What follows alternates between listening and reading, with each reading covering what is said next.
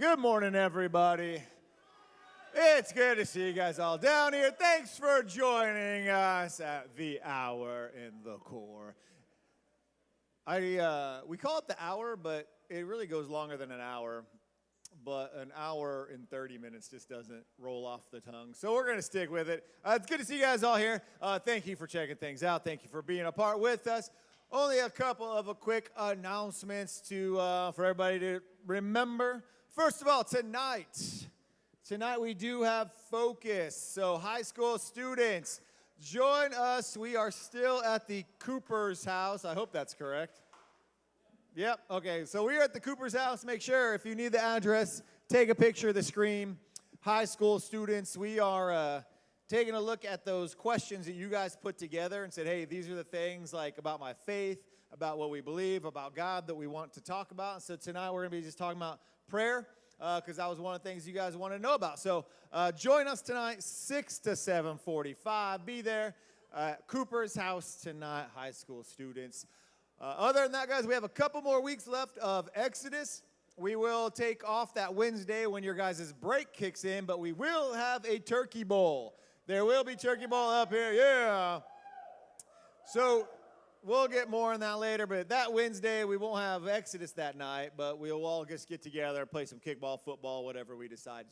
For this Wednesday night, we do have Exodus, so come out and join us. Pastor Joel is going to be talking this Wednesday night. So join us for that. Yeah, Joel. Big Joel fans over there. So be a part. Join us on Wednesday nights. It was really good to see a lot of you guys here this past Wednesday. We saw a lot of new faces, a lot of kids, some of the kids that were there on Saturday night. Join us for Wednesday. So continue to use Exodus as that opportunity. Bring some of those friends. Be here Wednesday night. It's going to be good stuff. So those are the only big announcements that we do have, I believe. I do want to talk about this. Oh, yeah, sorry. Eighth grade girls, yes. Eighth grade girls. You probably already got this in the email. You should have already received it, but don't forget, next Sunday in the gathering room, you guys are going to be doing a Friendsgiving meal. So be a part of that. Join us. If you haven't already signed up on your sign-up Genie. I don't know why I just want to say genius, sign up Genie, because I feel like it's smart. It's a smart way to do a sign-up list. So in my head, it's what? It's Genius? It's not Genie? What website am I on? All right. Then it is. I'm glad I corrected it then. So make sure you sign up for that if you haven't done that yet, and to bring something. If you have not done that yet or you didn't get that, just talk to your leaders today, and they'll get you all squared away. So be a part with that. Is there another announcement for that in the slides? Dang, I made an AI one, but my wife told me I couldn't use it, and I thought it was much better. Just a bunch of blob faces looking like they're attacking a pumpkin in a turkey. It was good. AI has not figured out faces and hands yet, and I find it hilarious. So, hey, 8th grade girls, that's your announcement. Other than that, that's everything. If you are a visitor here today, if you can go and put up that QR code for me, Shane. We're going to be doing something different. So if you ever have friends here, or if you're brand new with us today, the easiest thing you can do, instead of like filling out paper and forms and all that stuff, if you're brand new here with us today, you can just use your phone, scan that QR code. It'll put you right into there so that we will know what class you're supposed to be in. It's not going to send you a bunch of like spam mail or anything like that. It just helps us know who is here. So if you're brand new today and you want to do that for us, please do. That would be awesome. For those of you that join us all the time, if you bring a friend from now on and that comes up on there, just say, hey, just scan that real quick, or you can do it for them, help fill out the information. It takes about 20 seconds, and it's so much easier than doing a long sheet of paper and making it like a weird, awkward thing in your group. So do that for us if you're brand new with us today. That would be awesome. If not, I think that is all of our announcements. All right. He's back. Every morning I announce to my family that I'm going jogging, but then I don't. It's a running joke.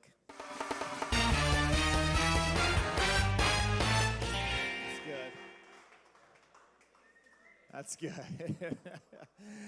All right. Hey, that is everything. Let's talk about this really quick. If you're wondering, it's November 1st. Why are we not doing donuts? I'm going to give you 2 reasons, okay? 1, We gave everybody Lamar's Donuts a couple weeks ago. I brought in for everybody. We were pre-celebrating.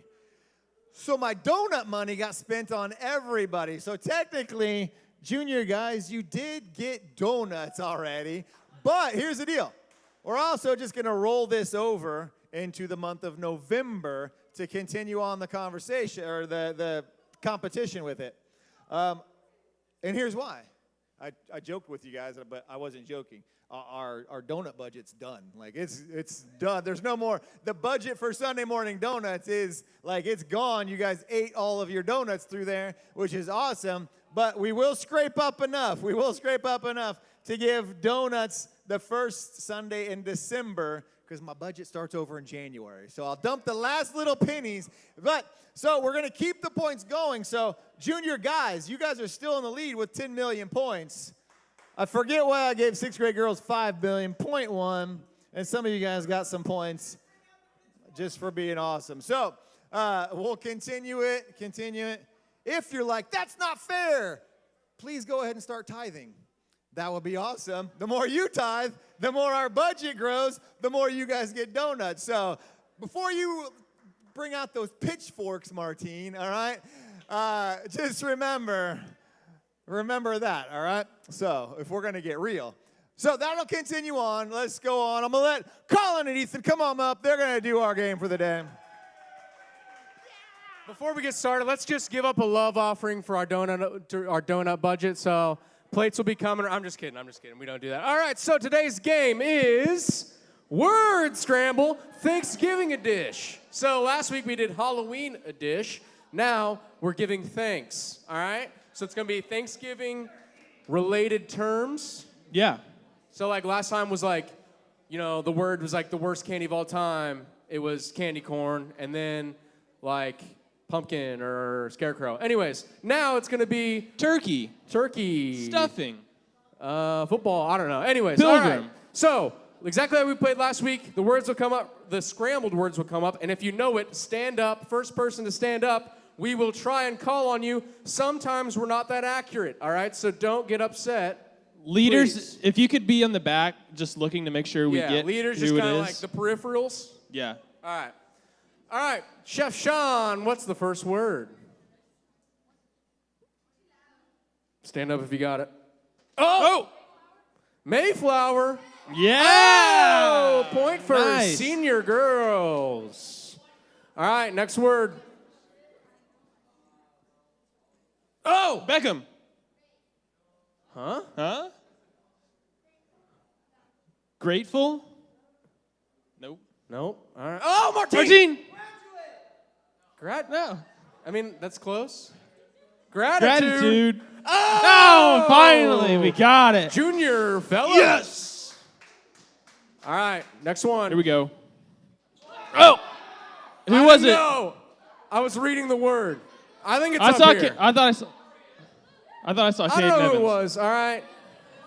I Who saw was it? Caden Evans. Pumpkin. Oh, hey, that's on me, guys. That's on me. All right, next one. Oh! Harvest.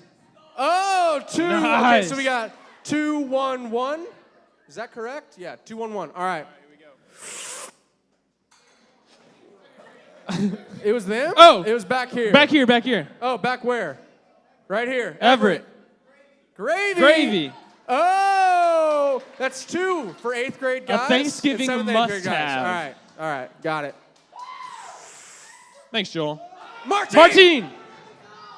Corn on the cob? It's not No! 7th grade boys. No. I don't know who it was. Up here. Right here. Cornucopia. Wow. So we're at 2-2-2. Whoa. Right? All right.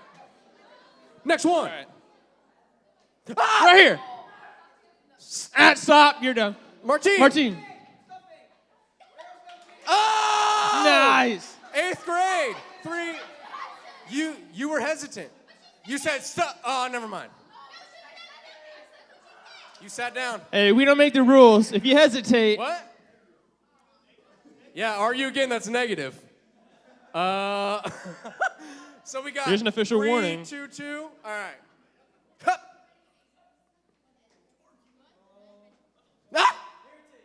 Heritage. Heritage. Martine. Nitrogen. Nitrogen. What? Thanksgiving related. Haley. Gathering. Nice. Oh! Haley. That's 3. Nice. 3, 2. Sorry about you, junior guys. All right. Oh, that's easy. Alex. Football. Boom. 3, 3, 3. We got a three-way Last tie one. right now. Uh-oh. Okay, yeah. Okay. So only seniors, 8th grade, and juniors. Senior girls, 8th grade guys, junior guys can answer. No one else can answer, all right? This is the last one for all the marbles. That's Alex. It was Alex. Plymouth. No! Oh! Oh my goodness. Good Whoa. job, Alex. He put the team on his back, dude. Who's gonna carry the boats? You know what I'm saying? Well, All right, bring up junior the guys. Yeah, let's bring up the scoreboard, and we are gonna put another 5 on the ongoing junior guys. Extending their lead another week. Just keep Wow. on moving. So, thank you, Alex, for all you. Hey, last week you killed it too. You might be a word scramble guy. Huge word scramble guy. I mean, like soccer's like, but like word scramble, you got that for sure. All right, we got a video, correct? All right, let's roll this video.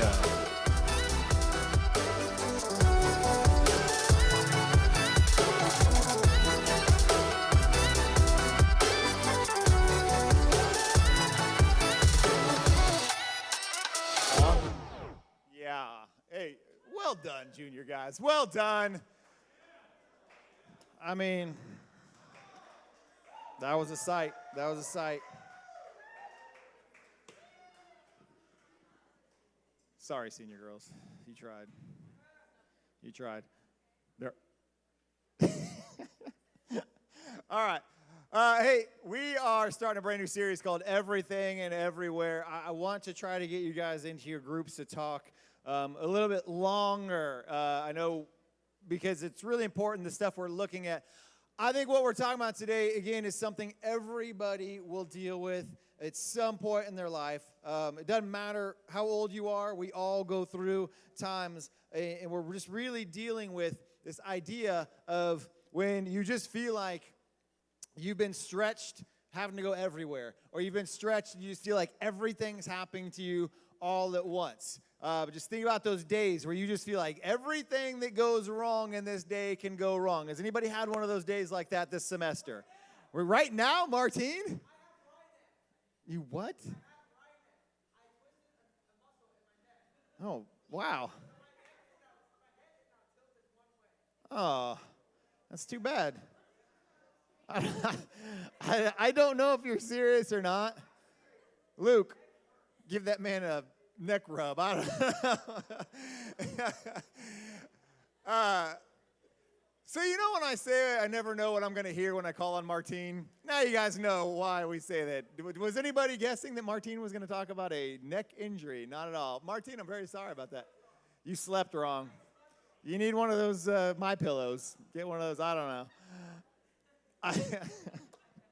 I got to stop calling on you because I go sideways every time I talk. Martine, I love you. We're talking about this idea of when everything, whether it's neck injuries, whether it's bad grades, whether it's something happens at home, at school, when you just feel like all this stuff and you just start getting stressed out and things take place and you're just like you just want a whole do-over. Anybody ever fail their driver's test? Any drivers here? Who failed their driver's test their first time? All right. Okay, for those, if you've taken a driver's test, if you've taken it and you're driving it. So,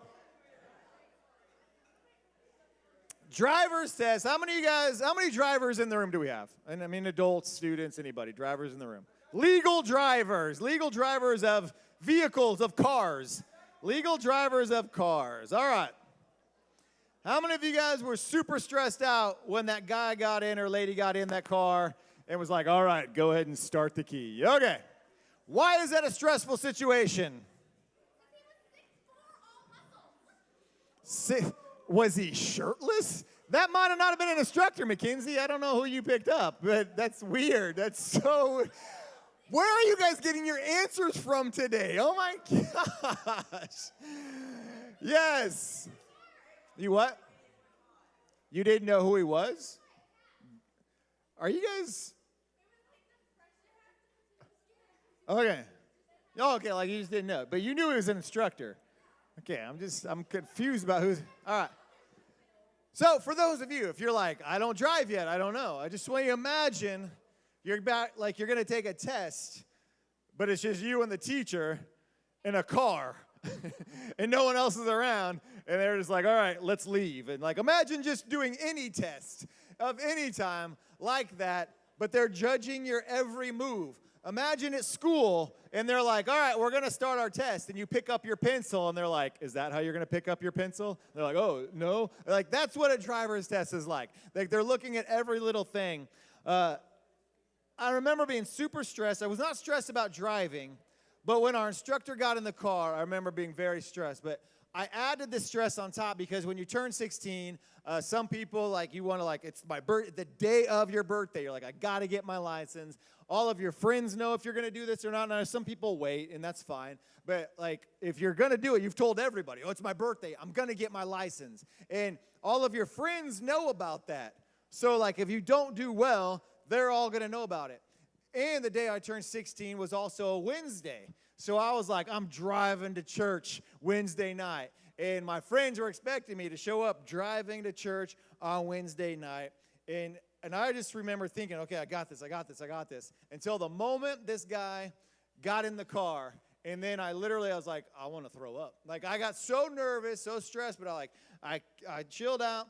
I got calm, but I had to use my dad's vehicle because I had an older car that I was driving, and it did not have a right side mirror. The model that this was, it was just a different, I won't go into everything, but it was an older vehicle.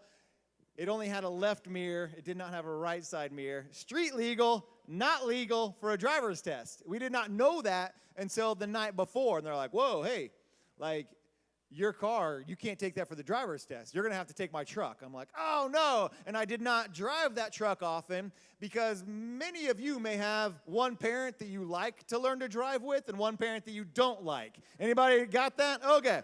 That's how I was.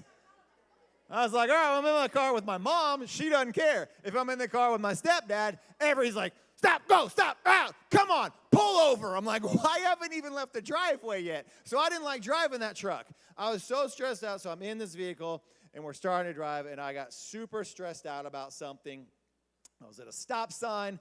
There was a bike coming our direction at a four-way stop, and he's like, are you going to go? And I was like, well, no, because that biker doesn't look like he's going to stop. And he's like, I'm telling you to go. I'm like, all right. So I make a left turn. The bike did not stop, so I have to veer off around him in order to not run over a biker. And one of my tires got an inch off of the curb, and I got back over. And he's like, stop the car. I'm like, yeah. He's like, what are you doing? I said, I told you there was a biker coming. I'm trying not to run over a guy. That's what I'm doing. Probably not the best attitude, but I was stressed. Like, there's a kid, and I almost killed him on my driver's test because this guy told me to go. I was like, you told me to go. And he's like, well, clearly, I was expecting you to have better control over your vehicle. Let's take it back. I'm like, we're not going to finish the test? And he's like, no. I was so stressed. I was so frustrated. And instead of driving to church that night in my own car by myself, I got out of the back seat of my mom's minivan while all my friends were waiting, and they're just like, and I don't know about your friends. Maybe your friends are like, oh, that's too bad. But my friends were more of the point and laugh and make fun of the fact that I'm getting out of the minivan. And I was just like, it was just one of those stressed out, like, tense moments. And so for those of you that have done your driver's test and you've had, like, some instructors, you're like, oh, this is going to be super easy. Some of you have had that instructor, you're like, you look very unhappy before you even got in the car. It's very stressful when that happens. If you're not there yet, someday you will be, understand, but these stressful moments can take place. And what we're looking at is, like, what happens? What happens when you just feel like everything's happening to you all at once? Now, in the, like, you know, it really wasn't that big of a deal. I went back the next day, got it, was totally fine. But In those moments, everything can seem to pile up. Now, that's a silly thing. It had no effect of my life. It really didn't affect my day at all. It was just one more day back in the minivan. Not a big deal. But there are a lot of bigger things that we can face in life. There are a lot of bigger things that some of you guys might be walking through right now that just seems like life is just piling up on you. You're just like, I can't get out enough. It's like you're kind of like treading on water and just keeping your head above water. For some of you, senior year feels that way. You're just like, I'm just trying to finish these classes and I'm trying to like figure out what I'm going to do ahead of that. For some of you, seniors are like, I don't care about nothing. It can be different for anybody. For some of you younger students, for mid-school, I thought mid-school was going to be a lot easier, and it ends up being harder. Like, I know for me, 7th grade was the worst year out of all of my from mid-school through high school. I would not do anything to go back to 7th grade. It was the worst. Guys were growing, and I was not. Girls were getting taller, and I was not. People were getting meaner, and I'm like, I just want to be nice. Like, it was just a weird thing. Everybody started getting territorial. Like, little wolf packs started forming. It was just, you notice the girls laugh because they knew who I was talking about without saying who I was talking about. It just got tough, all right? And things can feel like they're piling up. And not only school, but then if you have stuff going on at home, if you have things that are taking place and it's a tense home life, or your job's not going well for some of you older kids at work, it can feel like things get there. You can have friendship stuff that just adds all the stress, and it can feel overwhelming. And so we want to just talk about what do we do when things feel overwhelming? What do we do with that? Because our first tendency is just to completely retreat. Like, I'll just back away. I just pull away. You notice, like, your screen time, like, jumps up. You know, if you get those little reports, like, your screen time average, and you're like, that was a stressful week because I averaged 90 hours. All right, like, you can figure out, like, what it was on there, on how bad or stressful of a week, because we can tend to pull away. You might start talking to your friends less. You might start talking to your parents less. You might see a dip in your schoolwork or your productivity. You might see these things because we don't always know, like, what do I do with all this? What do I do when I have all of this stuff piling up? And so we can see that when we feel like that, everything, everywhere, we can see that you can start to become more impatient. Like, just think about if this is you. Do you find yourself more irritable, like more frustrated? You kind of like snap at people when you get, stressed out? You might find it like physically. You're just like, either you're like always like, oh, like flexed and like just angry, or maybe you're just like, I just want to go to bed. I just want to sleep for the next week, and hopefully whatever I was dealing with just disappears. So you can find yourself physically can be like, it affects you. You can start to see how like, you're like, I don't even want to eat. Like, I'm not hungry, I feel sick because I'm so stressed out. Or it's like, I just want to eat everything and I don't care about the world. Like, you just kind of, you can see how it can take on all these different manifestations, and it can lead to responding in unhealthy ways. You can see how stress, and when these things start piling up on you, how you can start taking it out on other people. You can start taking it out on the people that you love, or you start taking it out on yourself. You start feeling less value of who you are. You start to retreat from who you are. You stop doing the things that you love or the things you're about when we feel like everything's piling up on us. And so I want to take just this real quick minute just to look at what we do with that, what we do with those worries, that stress, that anxiety. When things pile up, what do we do with these things? And we're just going to look at a very simple verse in 1 Peter here today. If you have a Bible, you can open up. If not, you can follow along on the screen. I'm going to read one other verse that's not going to be on the screen that goes along with it. But Peter was writing to these churches. This is after Christ has died. He's gone through the resurrection. Peter is gone, and he's been like doing these just amazing, like leading the church in amazing ways and starting new churches and discipling people and doing all these incredible things. And Peter is just, he understood what it was like to have the weight of the world, to just feel that burden. I mean, Jesus was the one. It was an awesome moment, but also imagine the burden and just the weight of the fact that Jesus pulled Peter aside after Jesus had died, after he'd been resurrected, after he come back and revealed himself to the disciples and hundreds of other people, and he pulls Jesus aside from everybody, and he's like, hey, I want you to lead my church. I want you to be the one that is going to start these churches. You are going to be the one. So imagine, all right, imagine you're a young person, and we bring you in to the church staff, okay? So imagine Gabby comes in and sits down at a church staff meeting. And we all sit down with you. And we're like, hey, Gabby, we're all leaving. You're in charge of this church from now on. If it fails, it's on you. If it goes well, that's awesome. Imagine the stress. And this is what Peter went through. He's like, and you're going to take this and you're going to spread it to everywhere. And you're going to start new churches. You're going to start new places. Peter understood that. And then on top of that, and like, hey, by the way, people might try to kill you if you continue doing what you do. Peter understood stress. He understood what it was like to have those worries, those fears, that burden, all of that stuff on him. And so Peter writes to the churches, and he just talks about this idea of like living for God and how we live this way. And he writes in 1 Peter chapter 5. He writes and he says, I want you to give all your worries and cares to God, for he cares about you. And so this one little verse, he says, give all your worries and cares to God, for he cares about you. And it seems like such a simple little thing. But with that one little verse is so huge because Peter doesn't give a bunch of like lists on here's what you got to do. He just makes it very simple. He says, I want you to give all your worries and cares to God. And he's writing to these, it says to older men and young men, but he's just saying like as a church, like as leadership of people of the church. And so he's just writing them saying, I want you to give all of these things. To give these things. Some of your Bibles, like my Bible says, I want you to cast, because this word give, it means to like, I want you to like give it, like not just like, you know, just give it to him. It's literally like this, almost like a verb of like throwing, like fish casting or throwing a ball or something, which makes it even cooler, because that's why I really like the word cast there. So he's like, I want you to cast, I want you to throw, I want you to like just launch it all up there, your worries and cares to God. Why? Because God cares for you. The worries and burdens and stress that you may feel that pile up when you're like, I don't know how to handle this anymore. I don't know how to handle this school stuff anymore, these relationships anymore, all this junk that's going on. I don't know what to do with it. And Peter says, I want you to give it to God. I want you to give these things to God. It doesn't matter if you're in the middle of your day at school.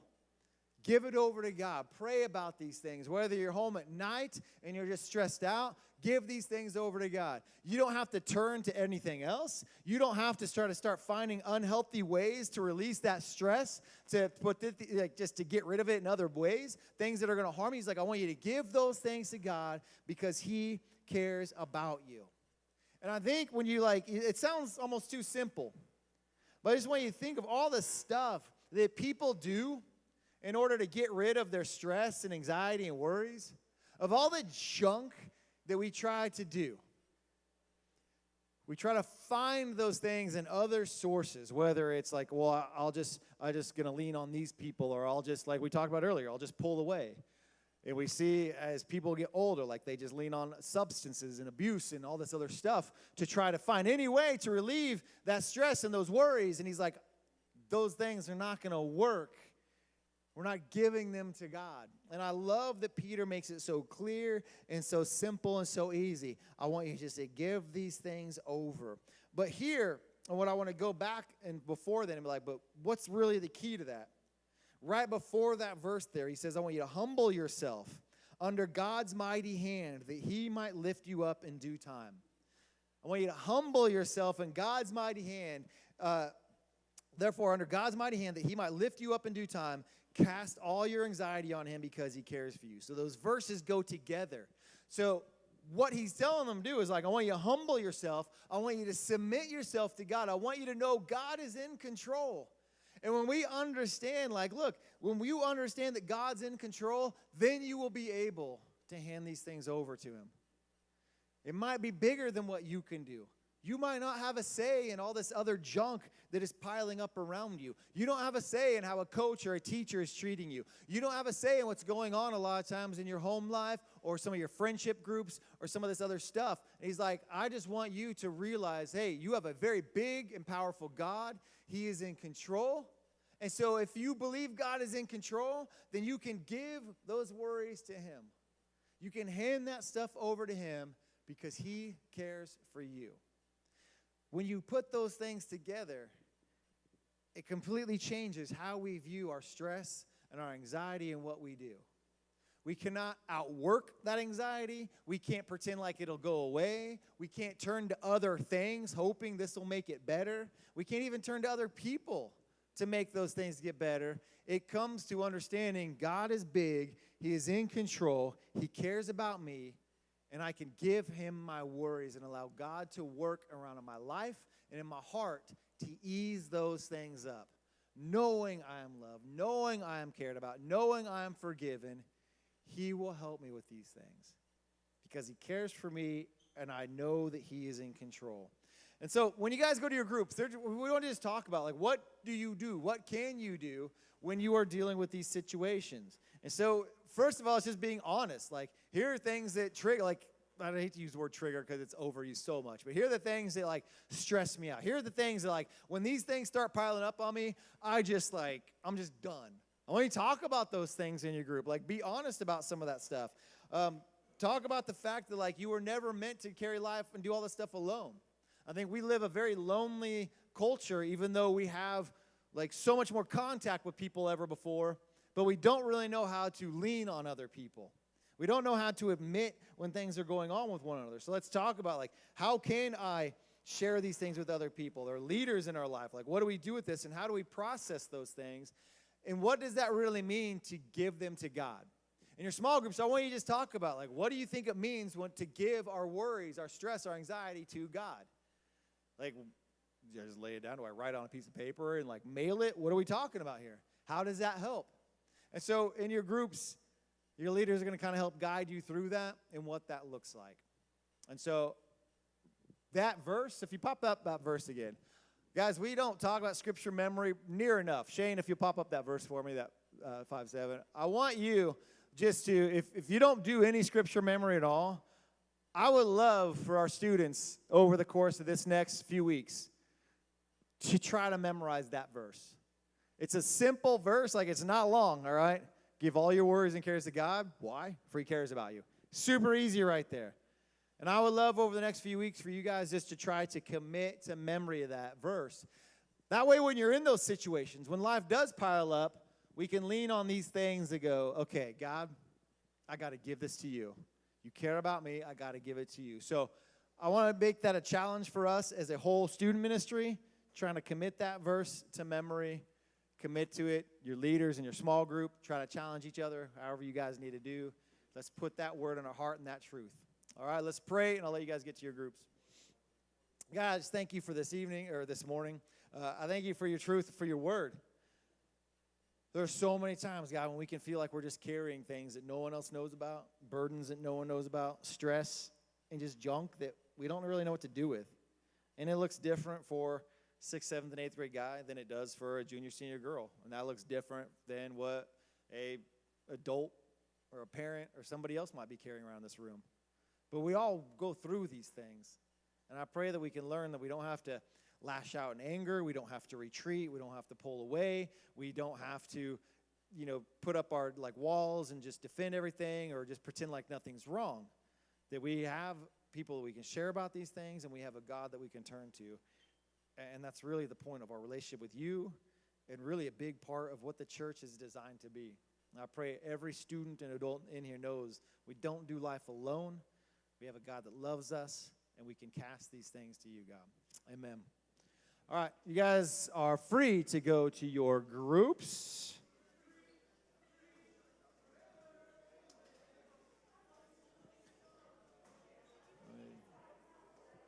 I do